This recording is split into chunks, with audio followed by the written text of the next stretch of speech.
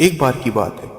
बौद्ध आश्रम में रहने वाले एक शिष्य बहुत गुस्से में अपने गुरु के पास आता है और कहता है, गुरुजी, आश्रम में रहने वाले दूसरे शिष्य यह कहकर मेरा मजाक उड़ाते हैं कि मेरे घर में तो खाने को भी नहीं है। मैं बहुत गरीब हूँ और मेरे पिता शराब पीकर मेरी माँ और भाई बहनों को मारते पीटते हैं। वह बौद्ध भिक्षु बहुत ही बड़े ध्यानी व्यक्ति थे। उन्होंने उसकी बात पूरे ध्यान से सुनी और उससे पूछा, तुम्हारे सहपाठियों को यह बात कैसे पता चली कि तुम बहुत ही गरीब हो और तुम्हारे पिता मदिरा पान करते हैं? शिष्य ने कहा, असल में गुरुजी, अपने मित्रों से सहानुभूति मिलने की उम्मीद में मैंने खुद ही यह बात उन्हें बताई।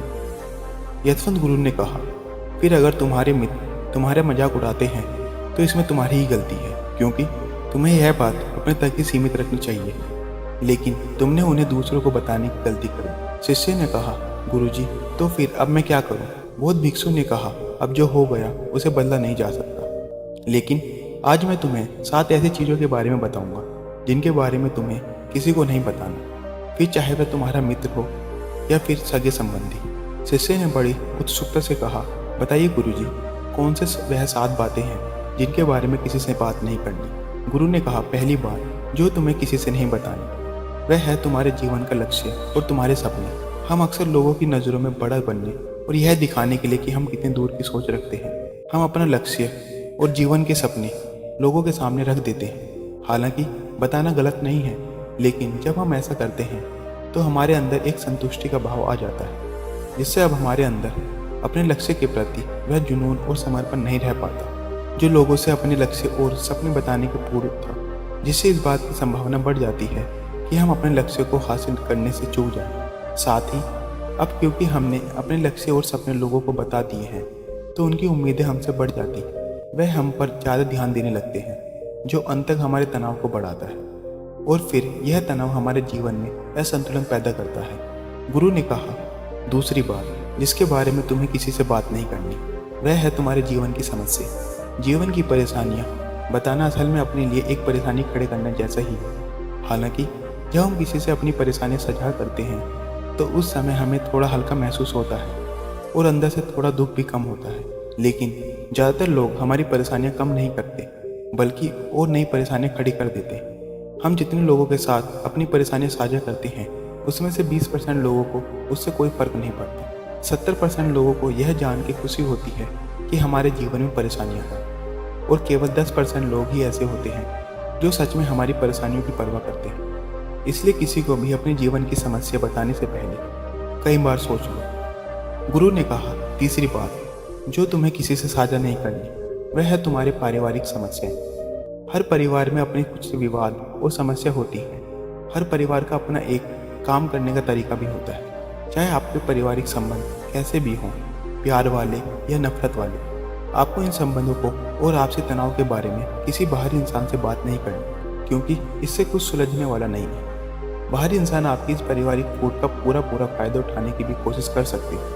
इसलिए आपको अपने परिवार वालों के साथ बैठकर ही खुद अपनी समस्याओं का समाधान खोजने की कोशिश करनी चाहिए। दोस्तों, इसके अलावा जब हम अपनी या अपने परिवार की समस्याएं लोगों के सामने बताते हैं तो हम एक कमज़ोर व अंडर कॉन्फिडेंस इंसान नजर आते हैं, एक ऐसा इंसान जो अपनी लाइफ का चैलेंजेस को फेस नहीं कर सकता। गुरु ने कहा, चौथी बात, लोगों से इस चीज़ के बारे में कभी बात मत करो कि तुम किन किन चीज़ों के मालिक और तुम्हारे पास क्या क्या है। एक बात हमेशा याद रखना, जब तुम लोगों के सामने अपनी चीज़ों के बारे में ढींग आंकना शुरू कर देते हो तो लोग बहुत ही आसानी से इसका गलत मतलब निकाल लेते हैं। हो सकता है कि तुम अपनी बातों से किसी को नीचा नहीं दिखना चाहते, तुम सिर्फ उन्हें बता रहे हो कि तुम्हारे पास क्या क्या है, लेकिन फिर भी लोग तुम्हारी बातों को गलत तरीके से ले सकते हैं। अक्सर जब हम अपने बारे में बड़ी बड़ी बातें करना शुरू कर देते हैं, इससे सामने वाले के अहम को चोट लग जाती है। उन्हें ऐसा लगता है कि हम उन्हें छोटा महसूस करवा रहे हैं, और कोई भी इंसान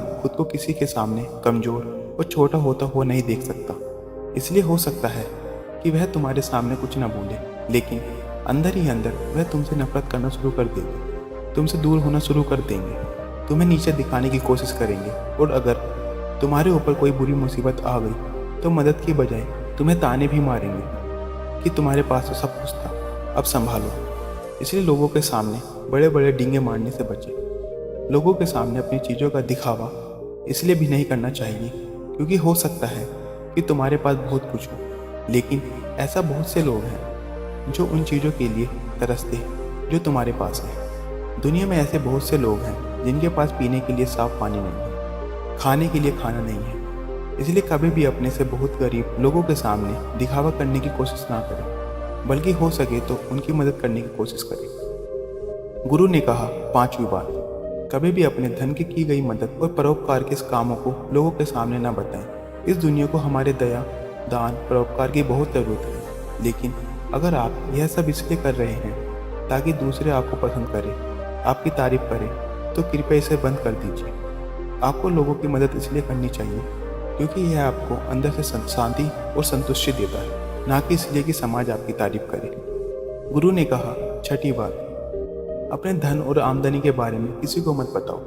यह एक ऐसी बात है जिसे हमें हमेशा अपने और अपने परिवार तक ही सीमित रखनी चाहिए। ना तो कभी किसी से उसकी आमदनी के बारे में पूछो और ना ही कभी अपनी आमदनी के बारे में लोगों को बताओ, क्योंकि इससे लोग बहुत ही आसानी से हमारी स्थिति का अनुमान लगा लेते हैं, जो कि हमारे लिए सही नहीं है। गुरु ने कहा, सातवीं बात, अपनी सफलता का रहस्य। हमने किन तरीकों से सफलता पाई यह बताना गलत नहीं है। अगर कोई इंसान उससे सीखकर अपनी मंजिल पाने का रास्ता बनाए, लेकिन ज़्यादातर लोग हमारे बताए रास्ते पर हूबहू चलना शुरू कर देते हैं और अगर वह उस रास्ते पर चलकर असफल हो जाते हैं तो फिर वह हमें दोष देना शुरू कर देते हैं कि हमने उन्हें सही रास्ता नहीं बताया, क्योंकि सबके लिए सफलता का एक ही तरीका काम नहीं करता। इसलिए कभी भी किसी से अपनी सफलता का रास्ता ना बताएं जब तक कि वह इंसान इसके बारे में जानने के लिए बहुत ही गंभीर और दर्शन संकल्पित ना हो। शिष्य अब गुरु की बात अच्छी तरीके से समझ चुका था। उसने मन ही मन निश्चय किया कि आज के बाद वह अपना रहस्य की बात किसी को नहीं बताएगा। उसने गुरु का धन्यवाद किया और वहाँ से चला गया। आशा करता हूँ आपको ये कहानी पसंद आई होगी।